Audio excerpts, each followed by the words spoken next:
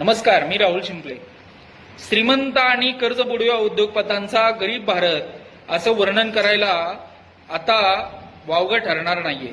कारण आंतरराष्ट्रीय नाणेनिधींनी जगभरामध्ये जेवढे काही देश आहेत त्याच्यामध्ये 4 नंबरची अर्थव्यवस्था भारताची झालेली आहे, त्याच्याबद्दल अभिनंदन आहे।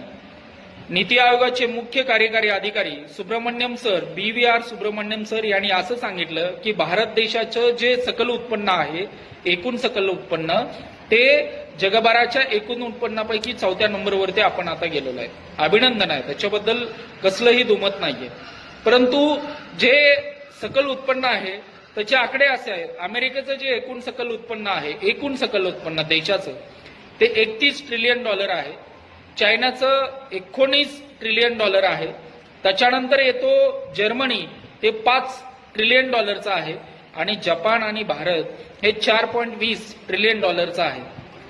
खूप चांगले आकडे वाटतात, परंतु ज्यावेळेस आपण हे सकल उत्पन्न बघत असतो त्यावेळेस एकूण देशाची लोकसंख्याचं आकारमान आणि दरडोई उत्पन्न पण बघितलं पाहिजे। आणि ते आंतरराष्ट्रीय नाणेनिधी किंवा आपल्या देशाचे नीती आयोगाचे लोक सांगायला तयार नाहीयेत, पण ती आकडेवारी काढल्यानंतर तुम्हाला भीती वाटेल। जगभरामध्ये सगळ्यात जास्त पर कॅपिटा इन्कम म्हणजे दरडोई उत्पन्न जर बघितलं तर एकूण लोकसंख्येपैकी अमेरिका एका माणसाचं उत्पन्न 65 लाख रुपये। आज दुसऱ्या नंबरवरती त्यांचा येतो जर्मनी, 59 लाख रुपये प्रत्येक माणसाचं उत्पन्न आहे।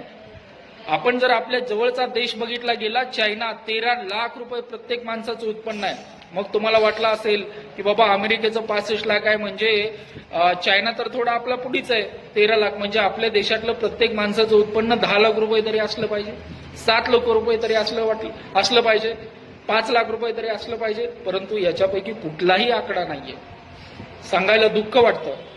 आणि भारताचं पर कॅपिटा उत्पन्न सांगताना थोडीशी लाज सुद्धा वाटते। एकूण लोकसंख्येचं जर डिवाइड केलं आणि सकल उत्पन्न तर आपल्या देशामधले प्रत्येक माणसाचं दरडोई उत्पन्न हे 2.5 लाख रुपये आहे, फक्त 2,56,331 रुपये। आणि हे जोपर्यंत आपण जर अमेरिकेला, चायनाला जोपर्यंत आपण एकूण उत्पन्नाच्या त्यांच्या पुढे जाणार नाही तोपर्यंत समृद्ध भारत, विकसित भारत हे फक्त पॉम्पलेटवरचे शब्द आहेत, हे फक्त आपल्या भाषणामधले शब्द आहेत, हे प्रचारकांना सांगावं लागेल। आणि आपण सकल उत्पन्न जे आहे ते वाढतंय, चांगली गोष्ट आहे, पण ते पण वाढून आपण दरडोई उत्पन्न जोपर्यंत 10 लाखाच्या पुढे जाणार नाही तोपर्यंत आपण चायनाला सुद्धा भीती दाखवू शकत नाही। अमेरिकेचं तर लांब गोष्ट आहे।